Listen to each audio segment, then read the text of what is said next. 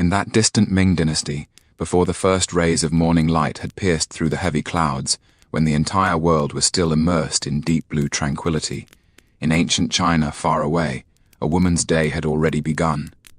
At the beginning of the Mao hour, around 5 in the morning, the sky had not yet fully brightened. In the deep courtyard of the Wang family residence, except for the occasional sound of the night watchman striking his wooden clapper, everything seemed exceptionally quiet. In this typical Ming dynasty gentry mansion, hierarchical order was like invisible threads, weaving everyone's lives into a vast and intricate web. Liu Ruyan woke up in her small side courtyard. This courtyard wasn't large, with only 2 main rooms and 1 side room, but for a concubine this was already quite decent treatment. Several osmanthus trees were planted in the courtyard, their fragrance wafting through the autumn air, adding a touch of warmth to this somewhat desolate little world. Her room was furnished simply yet elegantly. A carved wooden bed, a bronze mirror, a vanity table, a few chairs, and a small stand specifically for needlework. On the wall hung a landscape painting, her own work. Though these items weren't luxurious, each one revealed the owner's cultural refinement and aesthetic taste. To understand Liu Ruyan's situation, we must first understand the complex structure of Ming dynasty gentry families. The great families of the Ming dynasty were highly hierarchical social units. In a Duran household like the Wang family residence, family members were arranged according to strict hierarchy. At the top was the patriarch Master Wang, then the principal wife, followed by the concubines of various chambers, then the children, and at the bottom were the various servants. This hierarchical system was not only reflected in daily forms of address, but permeated every detail of life. The location of housing, the size of rooms, the quality of furniture, the colors of clothing, the standards of food, and even the routes one walked all had explicit regulations. Violating these rules would not only invite punishment, but would be seen as a challenge to the entire family order. As the absolute authority of this household, Master Wang held the power of life and death over all family members. His word was law, and his moods directly determined everyone's fate. Although the principal wife held an honored position, she too had to maintain absolute obedience before her husband. As for the concubines, their status was even more delicate and fragile. The concubine system has a long history in China, traceable back to the pre-Qin period. The Book of Songs contains verses like "a fair and virtuous maiden, a gentleman's good match," while the Book of Rites detailed the number of wives and concubines men of various ranks could have. The Son of Heaven could have 1 empress, 3 consorts, 9 concubines of the 2nd rank, 27 ladies of the 3rd rank, and 81 imperial wives. Feudal lords could have 1 principal wife and 2 concubines, officials could have 1 wife and 1 concubine, and scholars could only have 1 wife. By the Han Dynasty, the concubine system had further developed. According to the Book of Han, wealthy families often had groups of wives and concubines. This was not only a symbol of wealth, but also a necessity for continuing the family bloodline. In that era of extremely poor medical conditions, infant mortality was very high, so having more children was the only way to ensure the family's continuation. The Tang dynasty was a relatively open period in Chinese history, but the concubine system still existed. However, concubines in the Tang dynasty had relatively higher status, and some could even participate in managing household affairs. Wu Zetian started as a Karen, a low-ranking concubine of Emperor Taizong of Tang, and eventually became the only female emperor in Chinese history.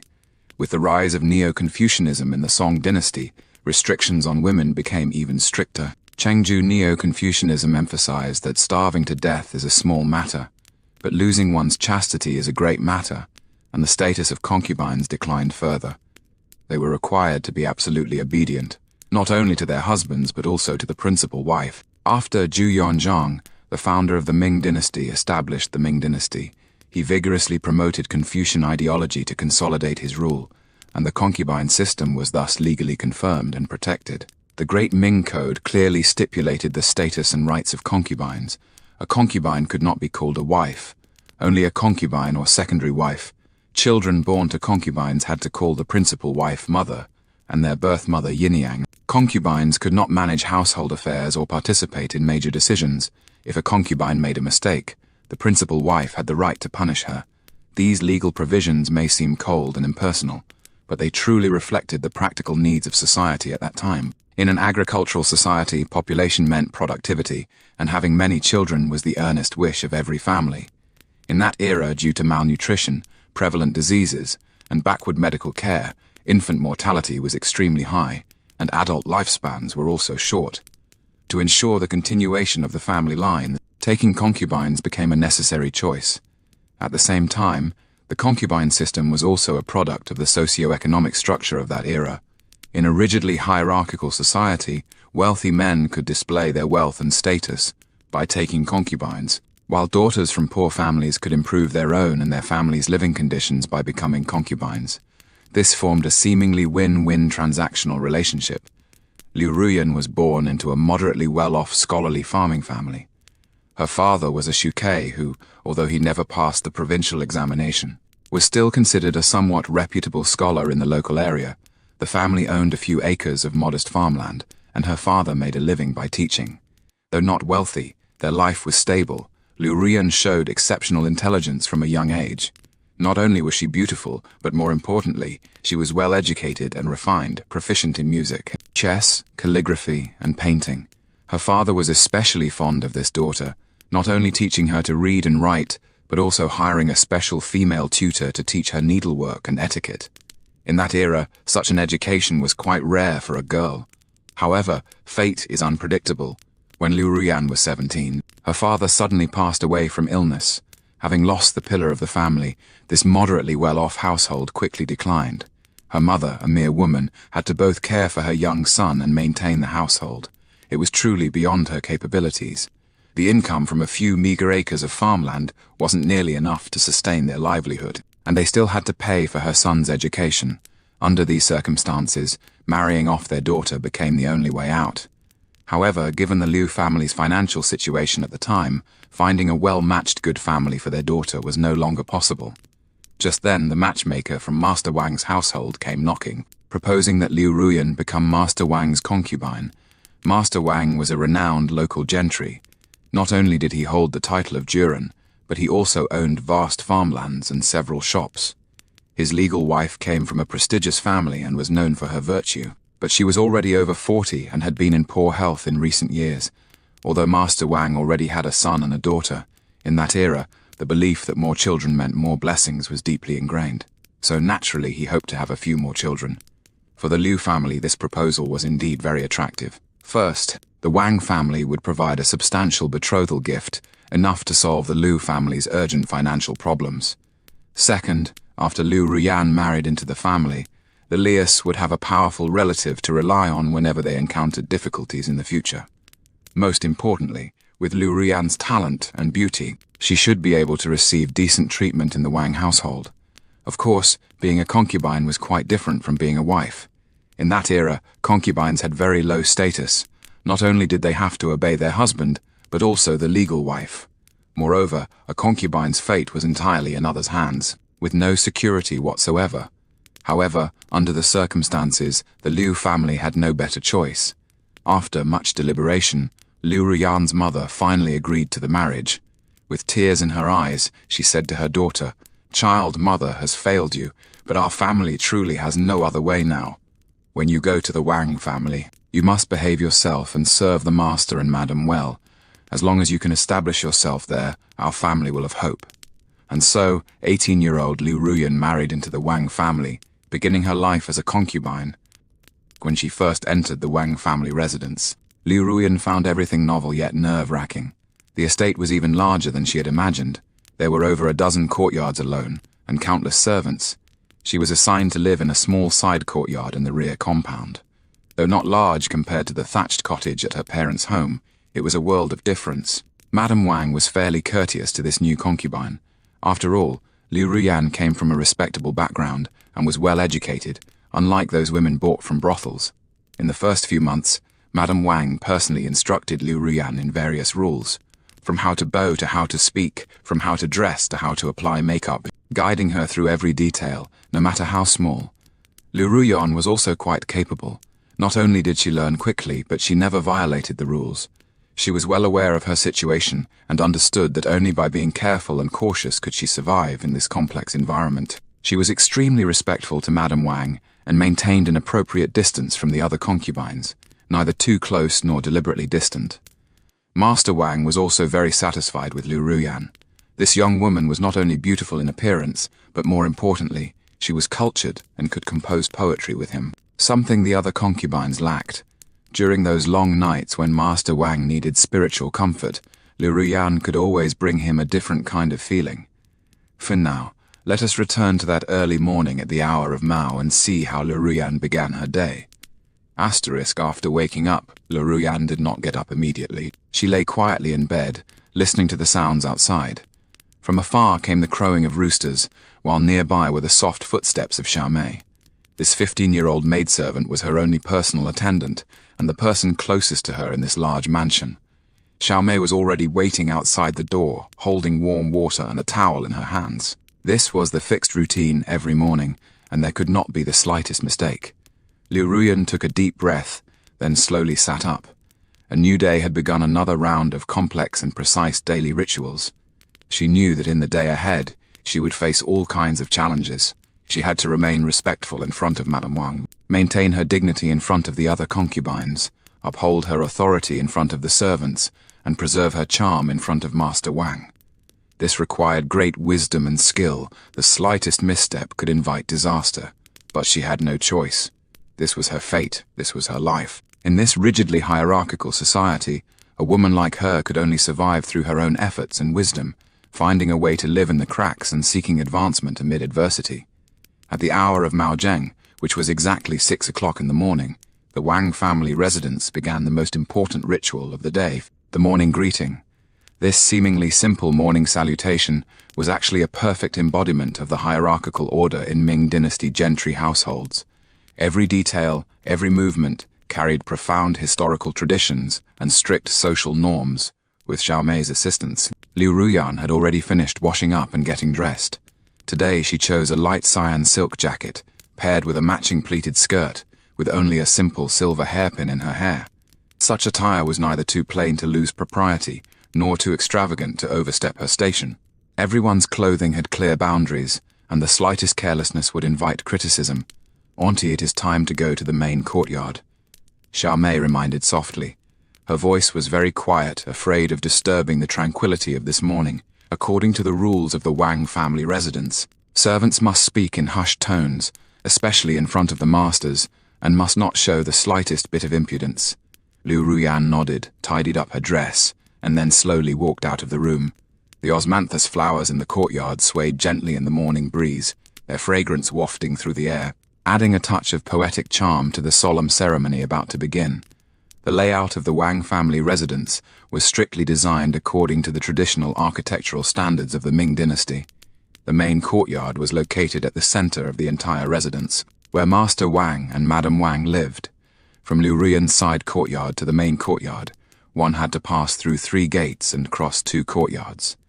This route not only reflected the layered structure of the architecture, but more importantly, it reinforced the hierarchical relationships among family members. The first gate was the entrance to the side courtyard, where an old servant woman usually stood guard.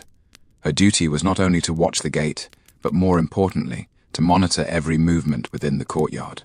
Everyone's comings and goings had to be recorded by her, and any unusual situations had to be promptly reported to the steward. This surveillance system ensured the order and security of the entire household.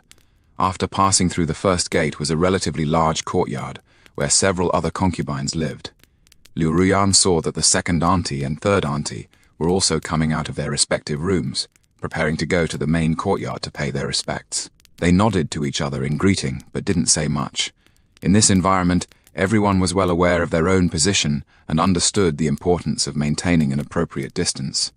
The second concubine entered the household 2 years before Liu Ruyan and is now 25 years old, having already borne a son for Master Wang.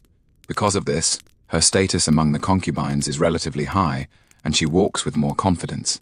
The third concubine is the youngest, only 19 years old, having been in the household for less than a year and still without child, which makes her appear somewhat worried and anxious. To understand the significance of this morning greeting ritual, we need to delve into the power structure of Ming Dynasty gentry families.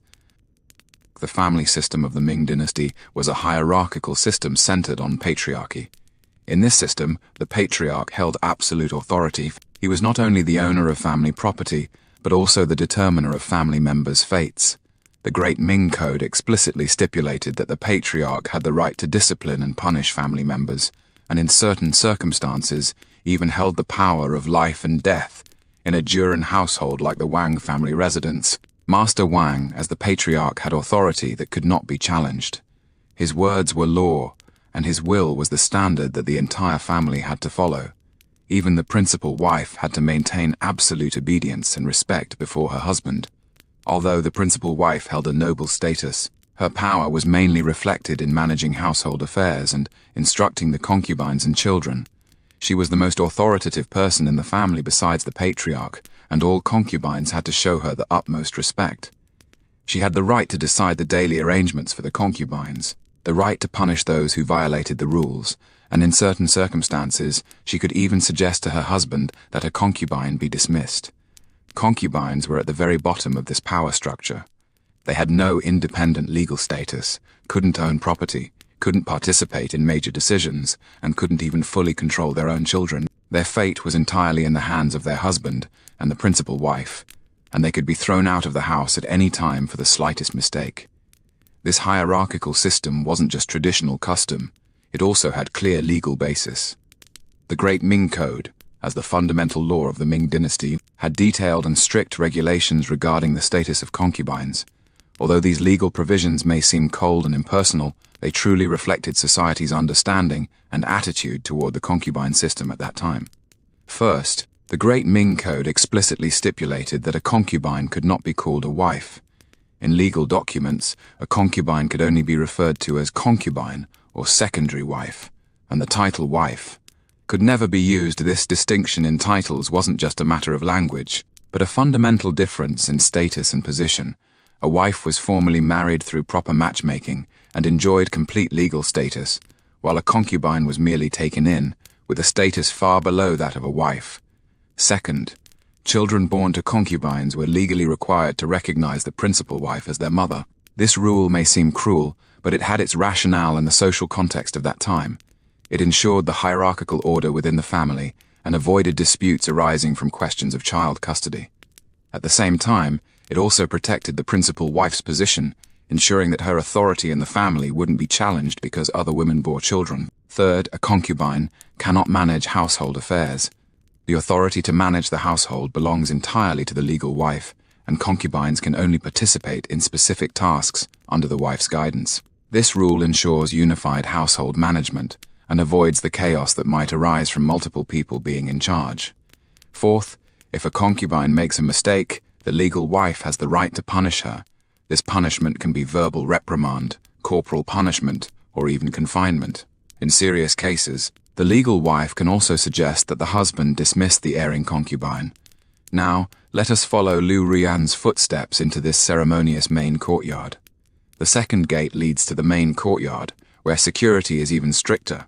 Two burly gatekeepers stand at the entrance. They not only check the identity of everyone entering, but also ensure that all visitors follow the proper etiquette.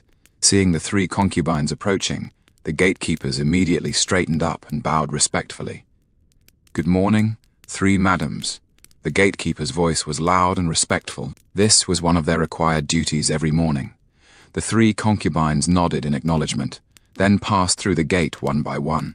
Here, they had to line up according to the order they entered the household.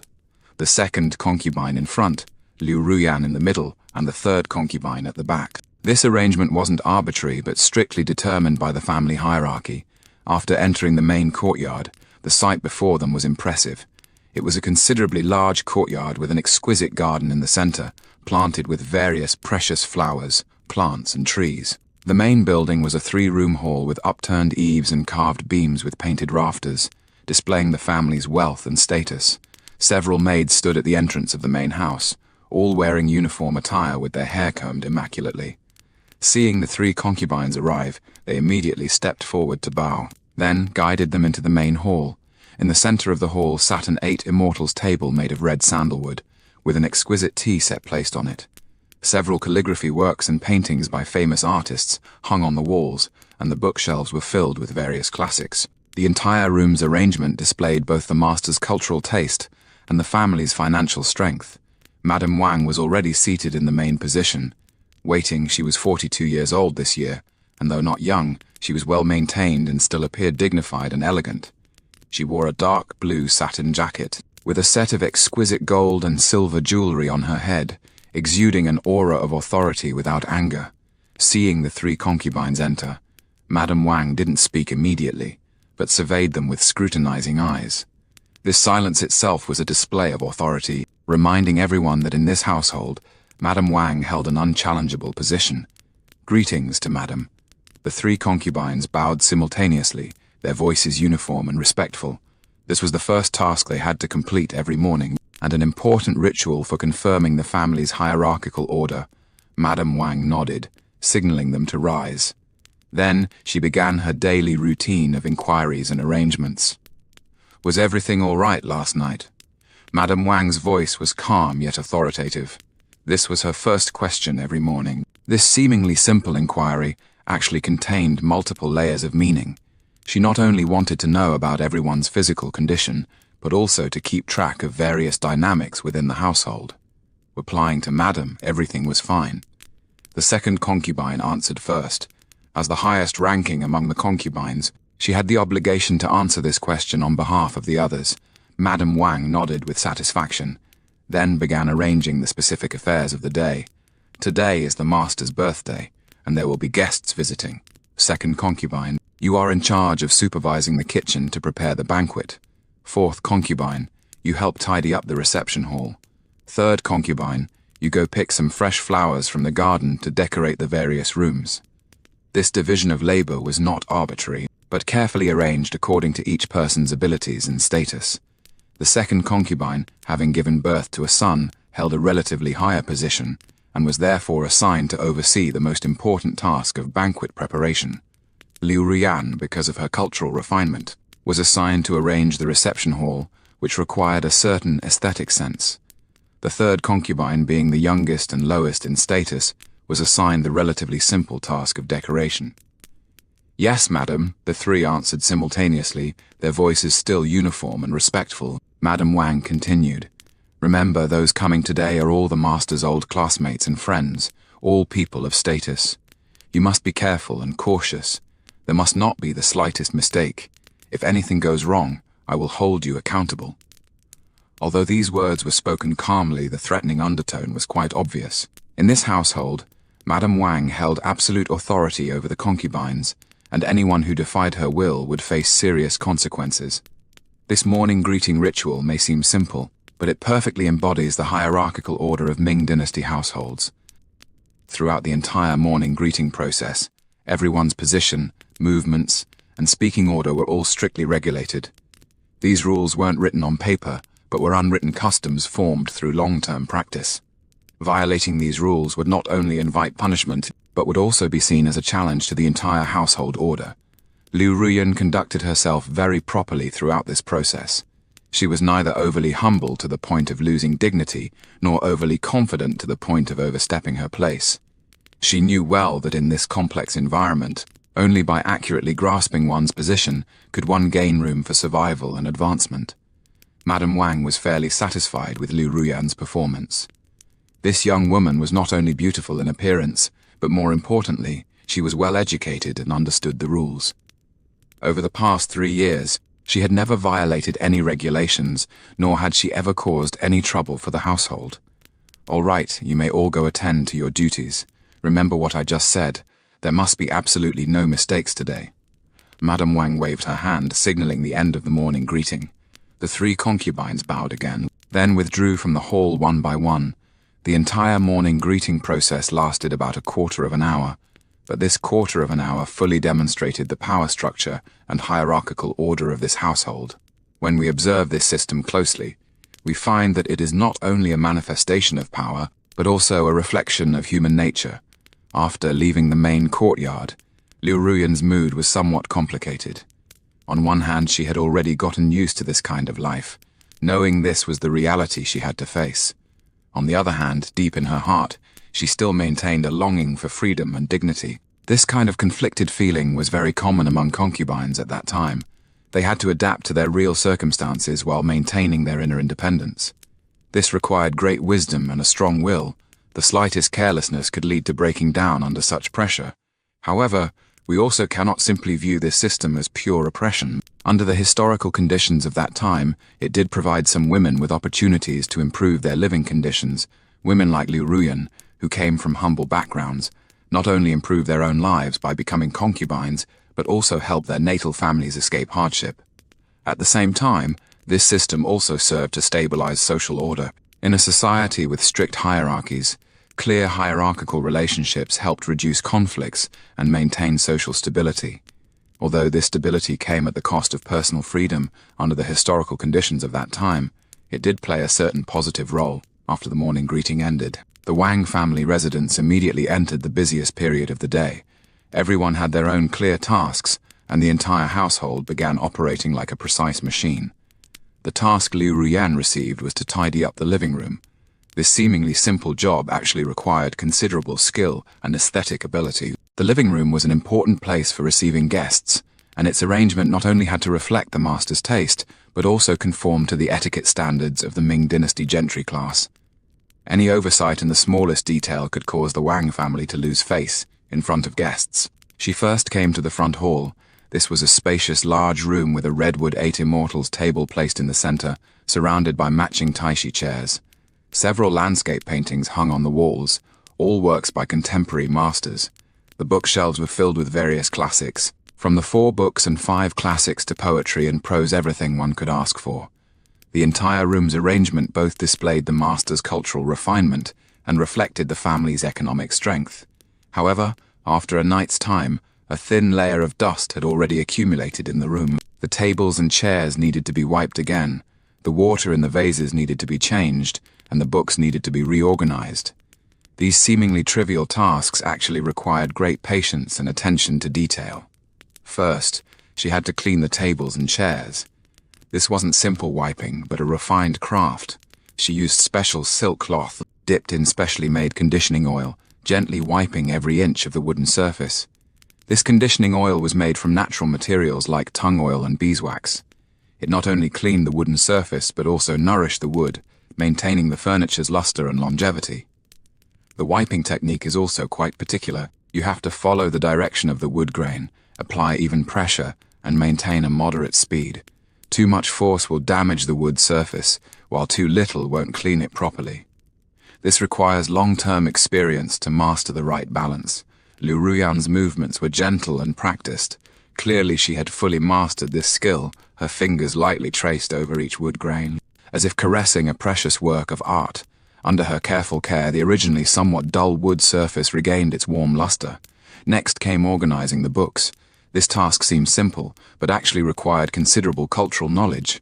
Books weren't placed randomly, but had to follow certain classifications and sequences. Classics, histories, philosophies, and literary collections had to be placed separately, and books of the same category had to be arranged by the chronological order of their authors.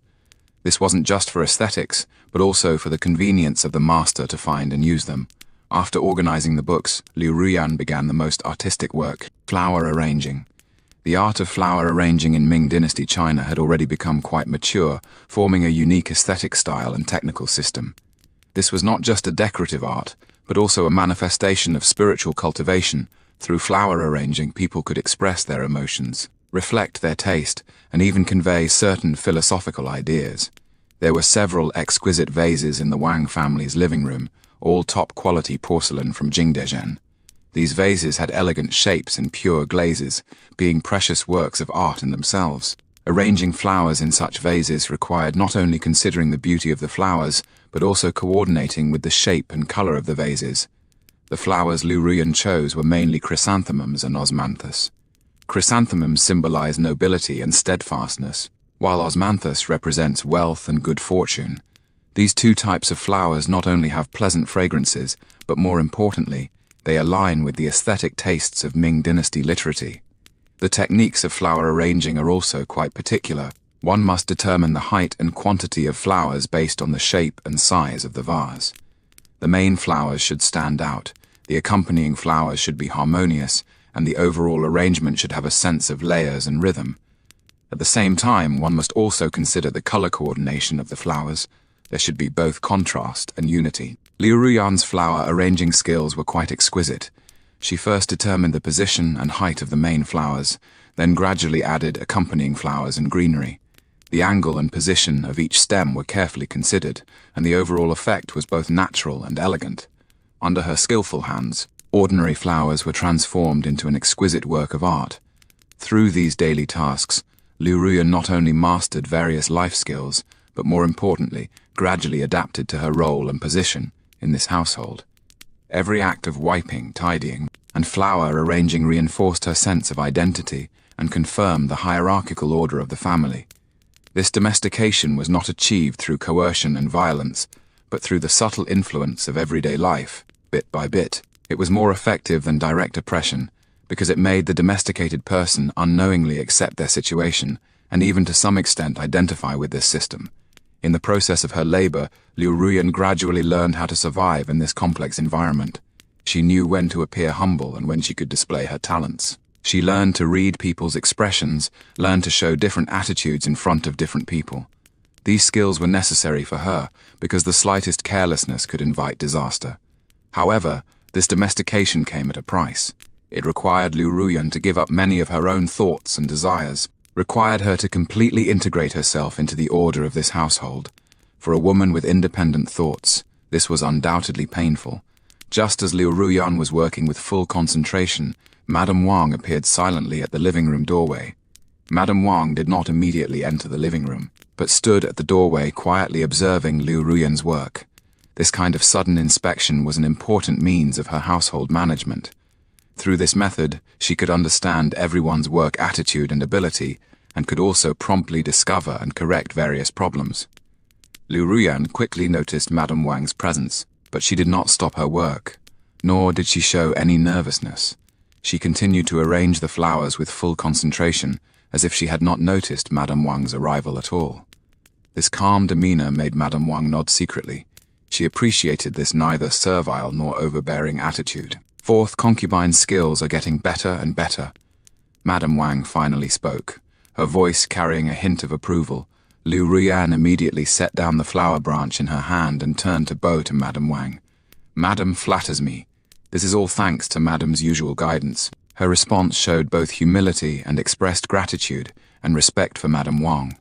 Madame Wang walked into the parlor, carefully inspecting Liu Ruyan's work.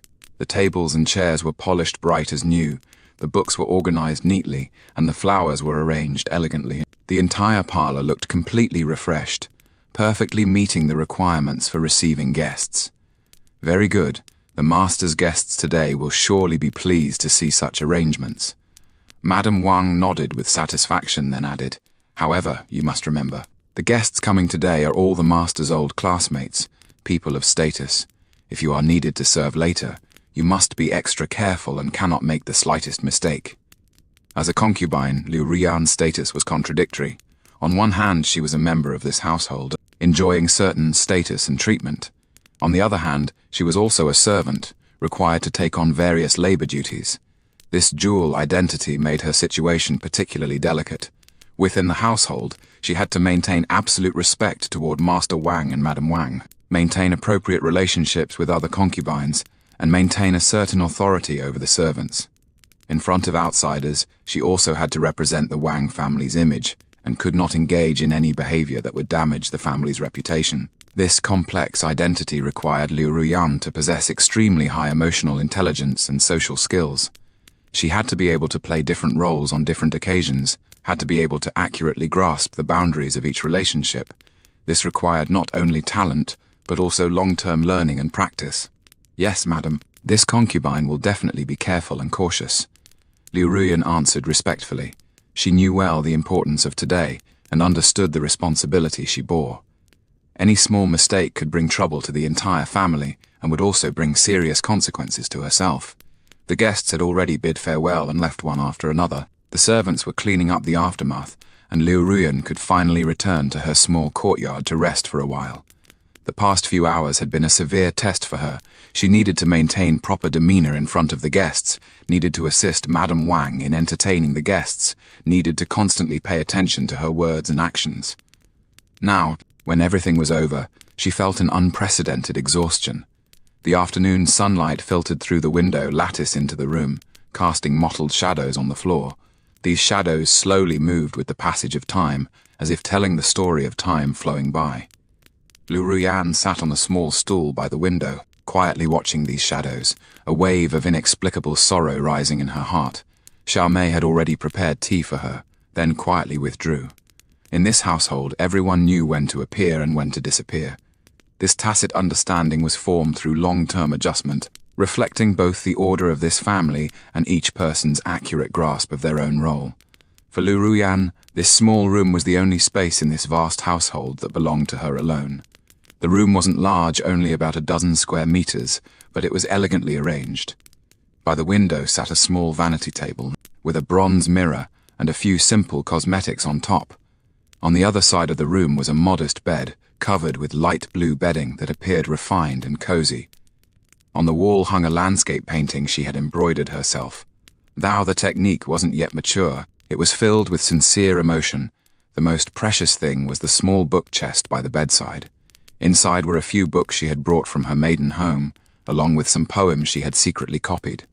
These books might seem insignificant to others, but to her they were the entire sustenance of her spiritual world. In this household where concubines weren't allowed to read freely, the very existence of these books was a kind of risk.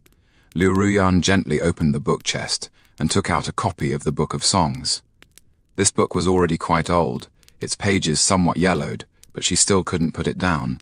She turned to the page of Guanju and softly recited, "Guan Guan cry the ospreys on the islet in the river, the graceful and virtuous maiden, a fine match for the gentleman."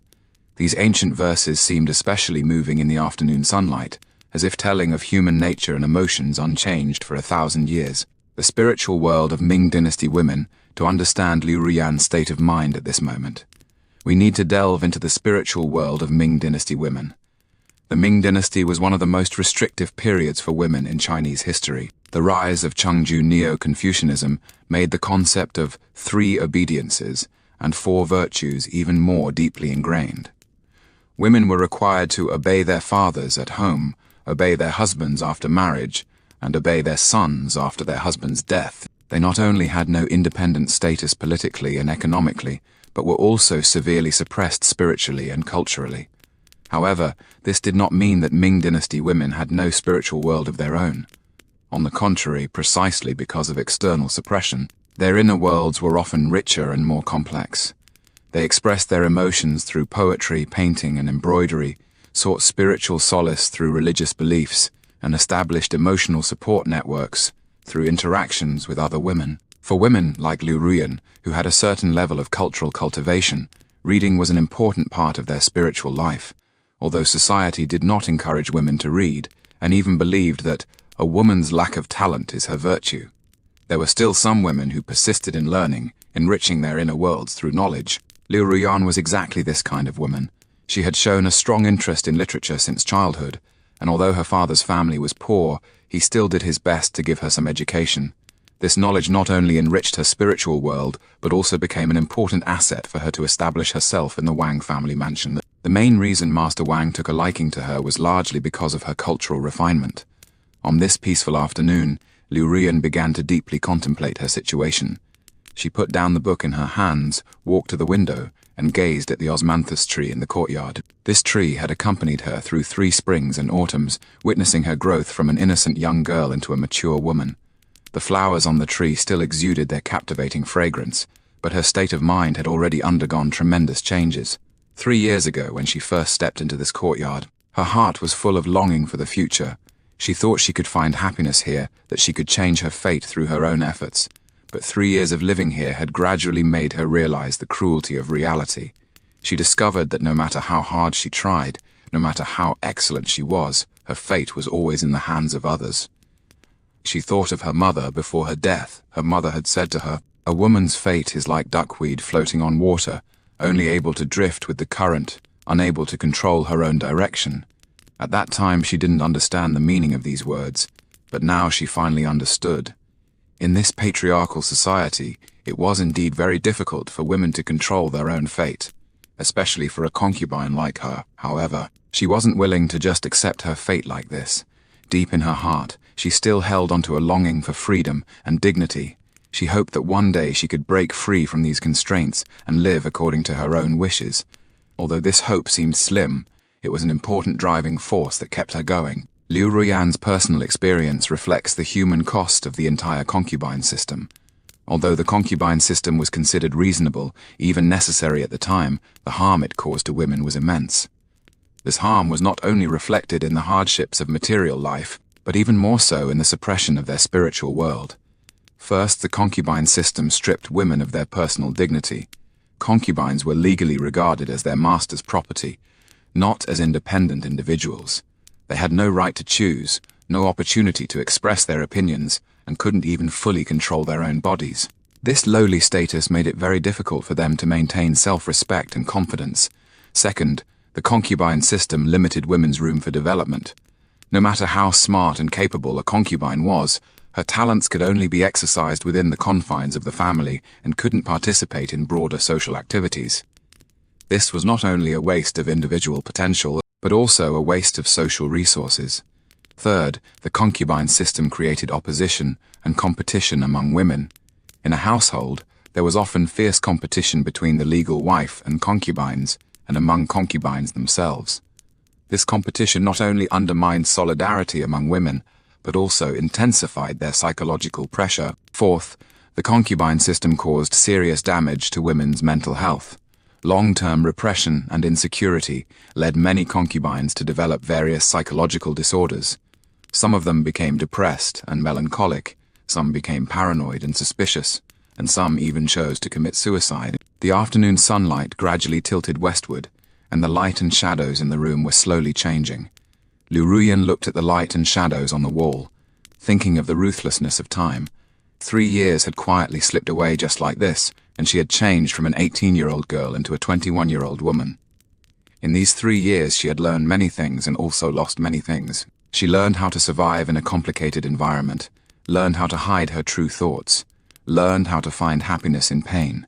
But she also lost the innocence of youth, lost the boundless longing for the future, lost the beautiful fantasies about love. She thought of her first love. It was when she was 16, and she fell in love with a scholar from the village. That scholar was very handsome and talented in writing, and she thought she would marry him and live a happy life. But fate played a cruel joke on her. Her father's business failed, and the family owed a huge debt. She had no choice but to marry Master Wang as a concubine, trading her youth and freedom for her family's peace. She didn't know what happened to that scholar afterwards, nor did she dare to inquire. She only occasionally thought of him in her dreams, remembering the wonderful times they spent reading together, remembering all the sweet words he had said to her. But after waking from the dream, she still faced the cruel reality. On this peaceful afternoon, Liu Ruyan was also thinking about her future. She was already 21 years old, and by the standards of that time she was no longer young. If she couldn't give Master Wang a son soon, her position in this family would become increasingly marginalized. She had seen third concubine's situation and foresaw her own possible fate, but bearing children was not an easy thing for her. For 3 years she had never gotten pregnant, which put her under great pressure. She didn't know if there was something wrong with her body, or if it was some other reason. She had secretly gone to see a doctor, but the doctor said her body was very healthy with no problems at all. This situation made her feel very confused and anxious.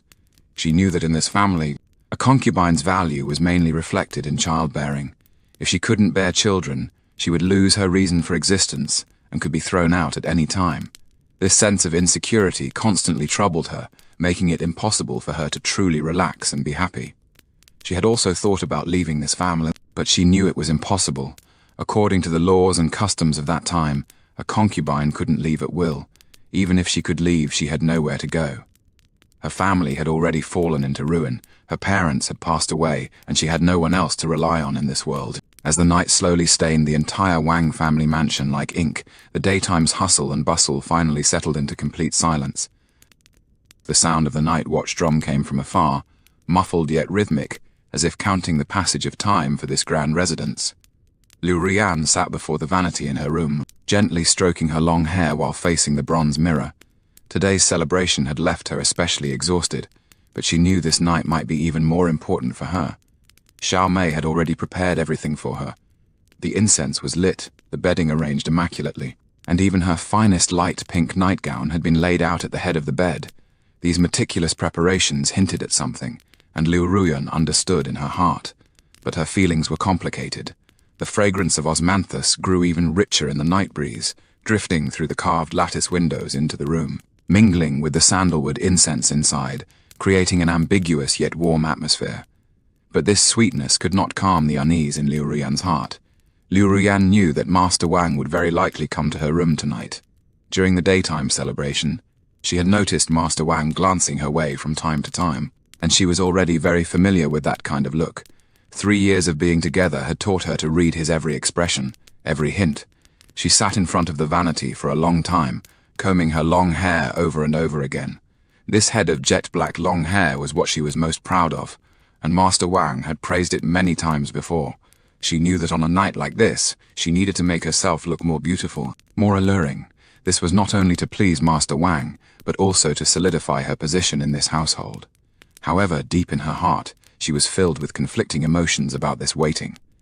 On one hand, she hoped Master Wang would come to see her, because that would mean she hadn't been forgotten, and still had a chance to fight for a better future for herself. On the other hand, she was afraid of this intimate contact because it reminded her that she was just a tool, an object used to satisfy a man's needs. Just as her mind was wandering, faint footsteps came from the courtyard. Liu Ruyan's heartbeat instantly quickened. She recognized these footsteps, steady and powerful, exactly Master Wang's gait. She hurriedly stood up, quickly checked her appearance, then walked to the door to wait. The footsteps grew closer and closer, finally stopping in front of her door.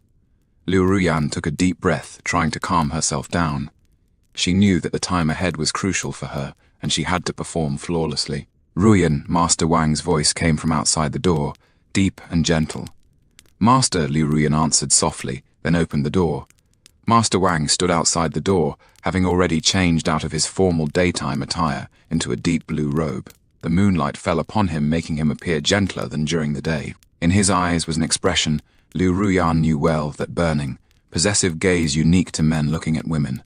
Master Wang entered the room, and Liu Ruyan closed the door behind him. "You worked hard today," Master Wang said gently, reaching out to caress Liu Ruyan's cheek. "You performed very well in front of the guests." Liu Ruyan lowered her head and said softly, "This is what your concubine should do." Master Wang nodded with satisfaction, then sat down on a chair in the room. Liu Ruyan immediately poured him a cup of tea, then stood by his side, awaiting his instructions. "Sit down," Master Wang patted the spot beside him. Liu Ruyan obediently sat down, but maintained an appropriate distance. She knew that at times like this, she needed to appear both submissive yet dignified, both warm yet elegant. It was a delicate balance that required long practice to master. Master Wang took a sip of tea, then began chatting with her about today's celebration. He talked about those guests, those gifts, those flattering words. Liu Ruyan listened attentively, nodding in agreement from time to time. She knew this small talk was a necessary prelude. It helped Master Wang relax, and gave her time to adjust her own mindset. As the conversation deepened, Master Wang's true intentions began to reveal themselves. Ruyan, Master Wang suddenly turned to her, the gentleness in his eyes replaced by another emotion. "You've been in the Wang family residence for 3 years now." "Yes, Master." Liu Ruyan's heart began to race again. She knew what this kind of opening meant. "For 3 years you've always been well-behaved and sensible." Master Wang's hand gently stroked the back of her hand. But he didn't finish, but Liu Ruyan understood what he wanted to say. For 3 years she had never gotten pregnant, which was a serious problem at the time. For a concubine, bearing children was their most important duty and the foundation of their standing in the family. "Master, this concubine." Liu Ruyan wanted to explain something, but Master Wang stopped her with a gesture. "I am not blaming you."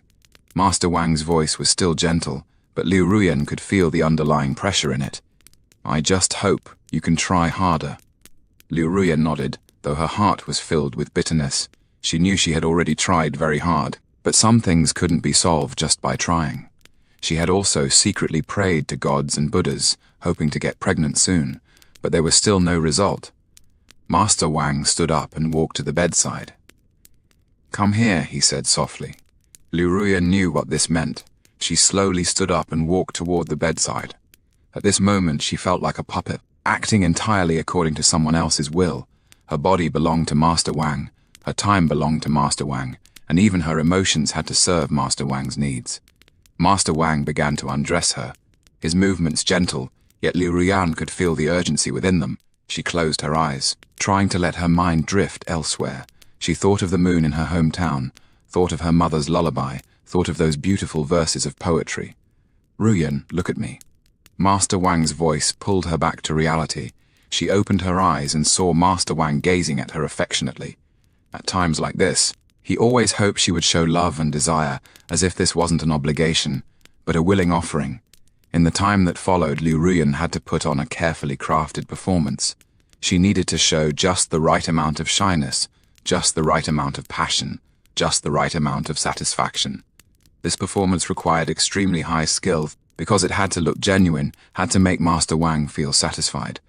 But while performing, Liu Ruyan's inner self remained detached. Her body was here, but her soul drifted far away. She thought of those verses from the Book of Songs, thought of those beautiful chapters describing free love. She imagined if she could choose, what kind of life she would choose. What kind of love?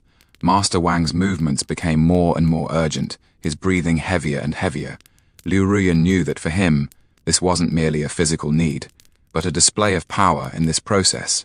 He was the master, she was the one being dominated. This confirmation of the power dynamic was perhaps more important to him than physical satisfaction. Throughout the entire process, Liu Ruyan remained silent.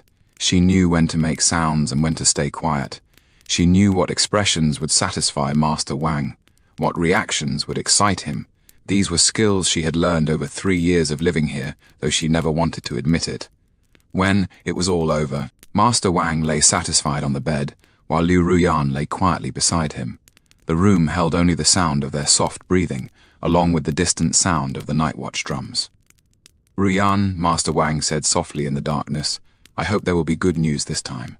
Liu Ruyan didn't answer, but she knew what he meant. She also hoped to become pregnant, not because she longed to be a mother, but because it was the only way for her to survive in this household. Master Wang stayed in her room for about an hour, then left. When the sound of the door closing came, Liu Ruyan could finally relax. She lay quietly on the bed, staring at the shadows on the ceiling. Moonlight filtered through the window lattice into the room, casting dappled patterns of light on the walls. She felt physical exhaustion, but even more so an emptiness of the soul. After every night like this, she felt she had lost something, though she couldn't say what it was. Perhaps it was dignity, perhaps it was her sense of self, perhaps it was her longing for a better life. She recalled what Master Wang said when he left just now. "Rest well, there is still a lot to do tomorrow." For him, this was just an interlude of the night. Tomorrow he would continue his business, his socializing, his life. But for her, this was the entire content of her life. As the night grew deeper, Liu Ruyan's thoughts became heavier and heavier. She began to think about her situation, her future, the meaning of this kind of life. In this late night, all pretenses were stripped away, all truths surfaced. When the sound of the door closing came, Liu Ruyan could finally relax. She lay quietly on the bed, staring at the shadows on the ceiling. Moonlight filtered through the window lattice into the room, casting mottled patterns of light on the wall. She felt physical exhaustion, but more so an emptiness of the soul. After every night like this, she would feel like she had lost something, though she couldn't say what it was. Perhaps it was dignity, perhaps it was self, perhaps it was the longing for a better life. She recalled what Master Wang said when he left just now. "Rest well, there is still a lot to do tomorrow." For him, this was just an interlude of the night. Tomorrow he would continue his business, his socializing, his life. But for her, this was the entire content of her life.